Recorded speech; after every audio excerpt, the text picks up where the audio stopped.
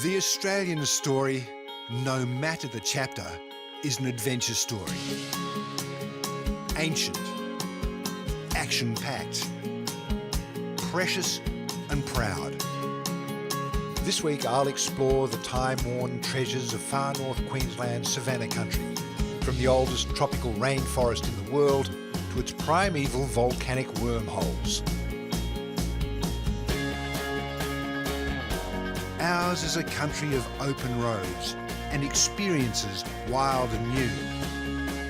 An adventure story that's yours for the making.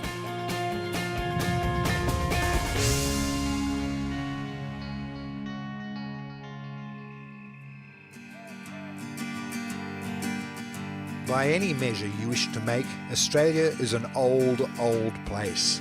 A slice of earth sculpted and gouged and watered and nurtured by the hands of time itself. And Queensland's savannah country to the west of Cairns and north to Cape York is among the most naturally diverse and geologically fascinating places in the country to explore on four wheels. Welcome to a time traveller's guide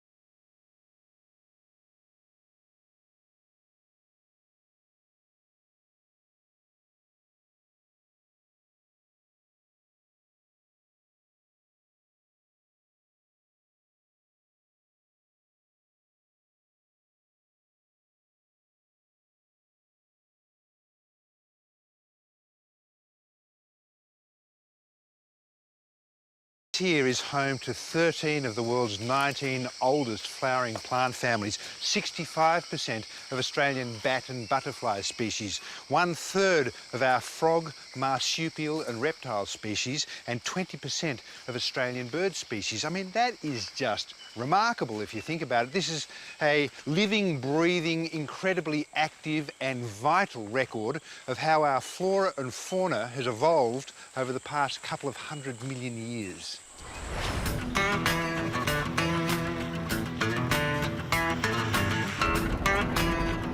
From the Daintree heading south and back to Cairns, the Savannah Way starts officially as it turns westward, climbing to the Atherton tablelands. But when it comes to the landscape itself, the further west I go, the deeper back in time my van and I delve. With the Daintree Forest and the Great Barrier Reef sharing the somewhat unique distinction of being two World Heritage listed areas existing side by side, you can understand why they attract all the attention. But that rainforest and that reef are mere pups in terms of evolutionary significance. About 3 hours out of Cairns, the truly ancient and jagged peaks of Chillagoe National Park come into view.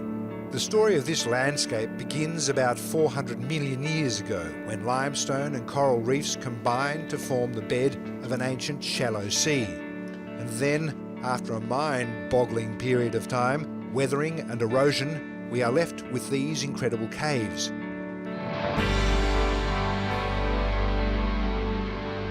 There are between 600 and 1,000 caves, and local ranger Mick Coburn explored these vast cathedrals as a kid. There's magnificent colours going on, aren't there? Yeah, certainly the orange ochre staining that we're looking at there is iron oxide staining. Oh, right, okay.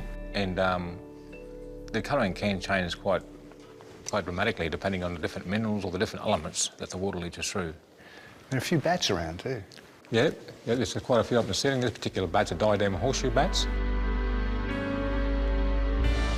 There are 3 main caves to explore on the ranger-guided tours, but there is one feature that is truly unique within the cave systems. It just gets a lot of people scratching their heads of why it's formed like that. It's just an amazing formation, isn't it? Oh, I love the way it forms kind of outwards as well as down. That's what we call the chandelier.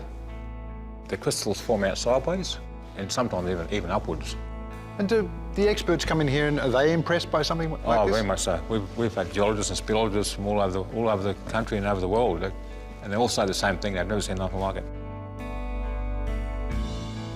get a real sense of the agony the earth must have been put through those many millions of years ago. You can see the upheaval and the jagged, twisted, jammed, tortured rock faces here. You can sense the pain, but there's a beauty too. And it's uncannily like reef diving, particularly with these stalactites that look like upturned forests of coral. To read about more great Australian adventures in the current issue of Australian Geographic and to secure yourself a subscription, log on to agadventures.com.au. Coming up next, the horse race so popular it's been running for 100 years.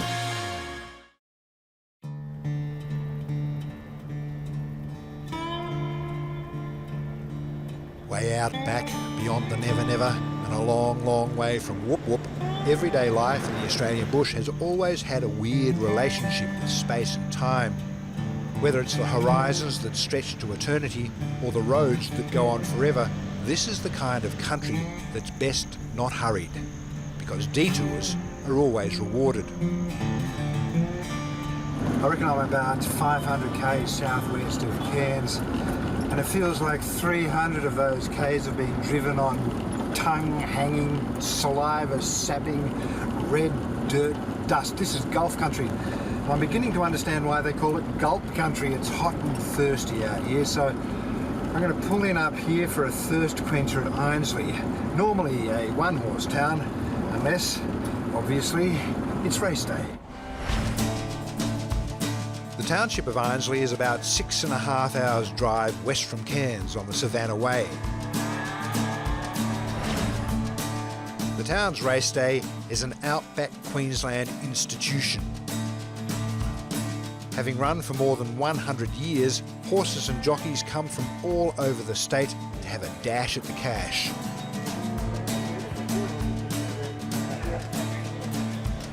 Ainslie's race weekend starts and ends, as always, in the only pub in town,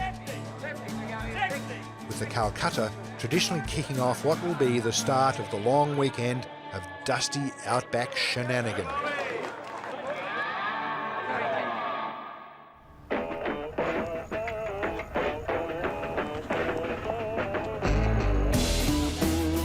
With a population of around 200 hearty souls, Ainslie will blow out to more than 5,000 over the next 4 days, with many camping as close to the action as possible.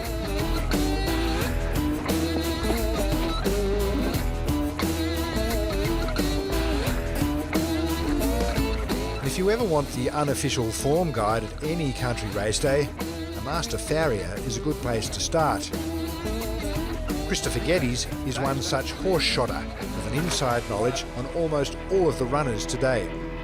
You've got 6 thoroughbred races, Yeah. I believe, and 3 sprint horse races. Sprint horse races are basically just your Joe Blow, any age, any breed. If you think he can run fast, you line him up, stand and start, first one to the finish ends. Any sort of horse? Any sort of horse.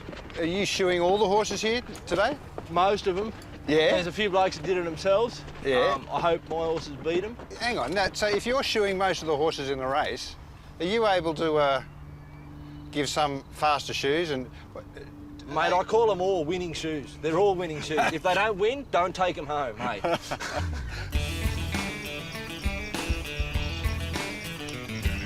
From October to January, the towns that make up Queensland's Savannah region are often isolated thanks to the flooding of roads brought on by heavy monsoon rains.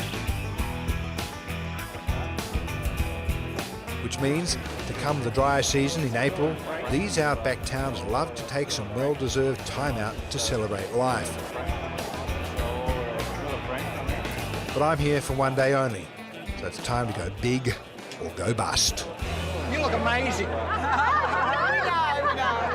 I know about gambling, you could probably write on the back of a postage stamp. So I figure the best way to pick a horse is to go by the name alone. Oh, and here's one. G'day, mate. Good. Can I have 20 bucks on the nose of the camel? On the locals, Epic Camel is 160 to 20. Epic Camel. 160 to 20. I don't even know what that means, but if a camel can't win a horse race, I'll go he. Number 5 is out, number 6 is Emerald. Oh, yes. The excitement's building. I can smell horse sweat. Dust is settling. People are milling against the fence. It's a big day at the races. We're 2015 and we're on the way. That's the Catworth marked away from the inside and it's going to be ridden to go to the lead. For blow-ins like myself, life in the outback has always seemed to move at half the speed of the big city's hustle and bustle. Thank the heavens, it still does. Because isn't this why we all go bush in the first place? To remind ourselves that life's not the race we make it to be.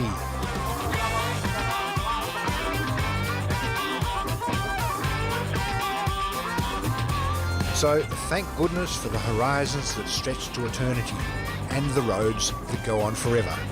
Because a road trip through Savannah country should never be rushed, even on race day.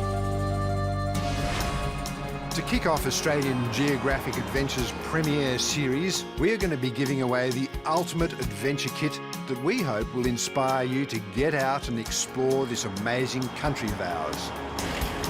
To win this majestic 2015 Sierra Off-Road Extreme, complete with rugged 15-inch wheels, Simplicity suspension, air conditioning, gas-heated hot water system, rear ensuite and a Kamek top-load washer, and this Stabicraft 1650 Fisher with Mercury outboard, Lawrence electronics and Transtyle trailer, just text your full name and details to 1995 2010 to be in the running. Or go and grab your computer and log on to our website agadventures.com.au and use this code word to enter. If you have any questions, all terms and conditions can be found on the website, so get busy. After the break, a secret outback oasis that's been hidden away for millions of years.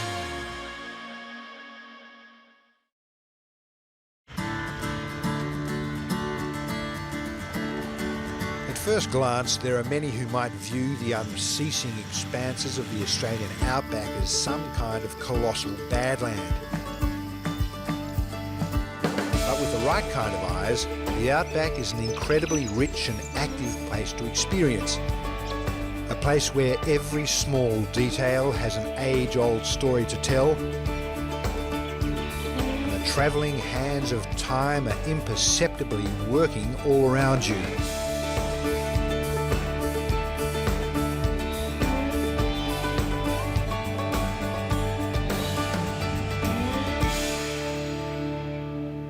Imagine growing up in a property like this where your backyard is as big as a European country or two, and having seen Mother Nature's jewellery boxed beneath the jagged outcrops back there in Chillago, just imagine what kind of geological wonder might exist in this backyard. This is Robin Hood Station, just west of Forsyth, a tiny town in the heart of cattle country, a bit more than 400 kilometres from Cairns along the Savannah Way. Weighing in with 18,000 head of cattle on almost 1,300 square kilometres of land, this pristine slice of Savannah country has been hiding a secret that was only discovered in the 1990s. But that secret now has a name: Cobbold Gorge. And while Simon Terry and his family have been farming this country for almost 150 years, it wasn't until he and a few mates set out for a weekend adventure that this incredible environment was discovered. Friends of mine were camped here on the river and we were intrigued by the further reaches of the gorge. Luckily they had a little boat which allowed us to come up through here for the first time back in 1992.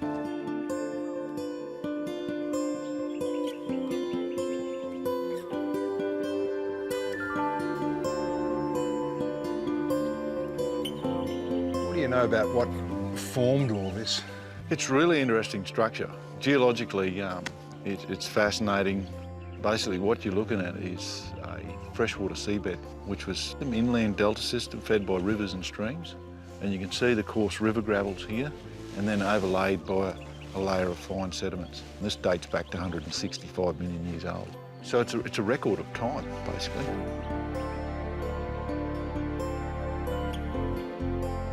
Simon runs tours of the gorge every day, and they generally take about 3 hours. And thanks to his custom-built electric tinny, Mother Nature's craftwork, rendered in rock, is revealed bend by bend in eerie silence. Every turn you took, you must have been thrilled. We were just overwhelmed by the features in here, and it was there that the seed was sown that we should show other people and start developing a tourism business around this gorge. Beyond these otherworldly rock formations, the Cobbold experience is one that is defined by its stillness, its silence, and the abundance of wildlife out here.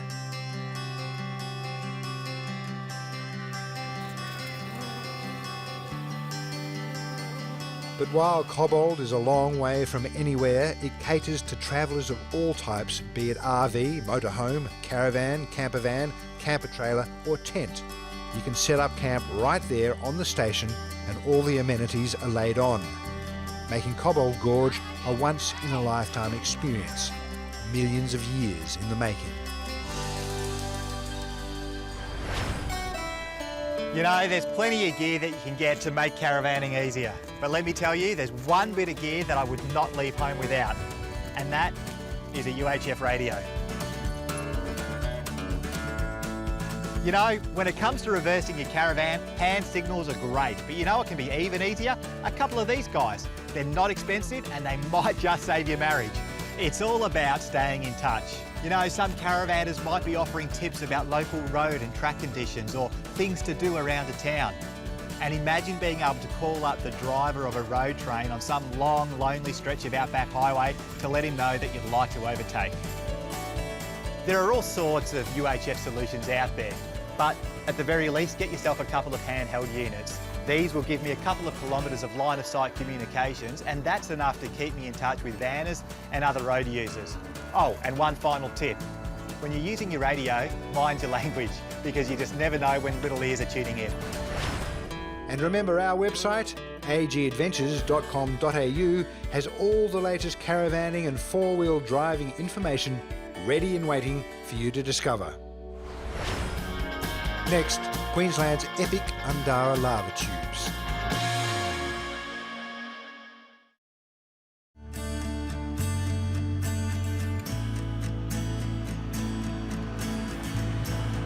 About 6 hours drive southwest of Cairns is an epic piece of country with an even more epic story to tell. Welcome to the Undara Volcanic National Park. Undara, high up on the Atherton tablelands, is the site of a cataclysmic volcanic eruption 190,000 years ago. And to this day, more and more evidence of this primeval explosion is being found every few years, marking Undara as some of the savannah's oldest environments. This ancient scrub can be traced back to the days of Gondwana, 50 million years ago. Really? Bram Collins is the managing director of the Undara Experience, which he and his family established to protect this unique landscape. But it's not until he leads you underground that Undara's full story is revealed. These incredible structures are what's left from what scientists believe was the largest flow of lava our planet has ever seen. This is the result of a volcanic eruption that occurred only 190,000 years ago. And I say only because in terms of geological history, that's like yesterday. But right here, you get a magnificent indication of the volume of lava flow, estimated to be 23 cubic kilometres and flowing at a rate such that that would have filled Sydney Harbour in 6 days. The tubes were created by lava flowing into surrounding valleys, with the top and sides cooling to a crust, leaving the inside insulated and flowing. When the lava flow drained out, this subterranean subway was left behind. You can see beautiful colour up here in the roof. Great patterns, aren't they? And, you know, all of this happens when it rains. The lava soil's very porous, so the water just soaks down through the roof and it leaches from the soil the different trace elements that are naturally occurring in the soil. This is nature's Sistine Chapel right here, still getting painted as we speak.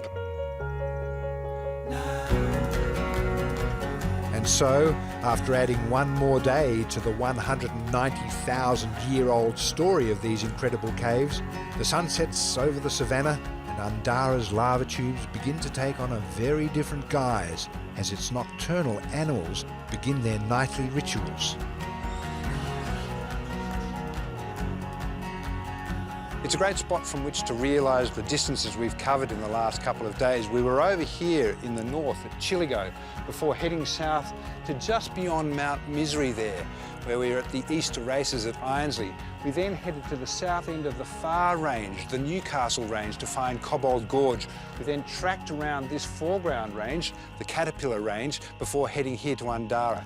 It's a magnificent slice of Gulf savanna country, but it's just a small sample of the vast Australian wilderness and the geological wonders that lie within. If the open roads and natural wonders of Queensland's savanna country has got you plotting a holiday course to the far north, Brit's campervans are your adventure go-to crew. This week's journey uncovered some truly special places to stay for the crew and me. We kicked off our week in Cairns, where the Big Four Cairns Crystal Cascades Holiday Park has powered sites from $37 and cabins from $95. The Lake Placid Tourist Park has powered sites from $37 and cabins from $60. And finally, the very relaxing Pinnacle Village Holiday Park has powered sites starting at $39 and cabins from $119. And don't forget our website, agadventures.com.au, is a fantastic tool for researching and booking your far north Queensland escape. Next week, we journey to the Great Western Plains of New South Wales, a land blessed by big skies, big animals, and big adventures.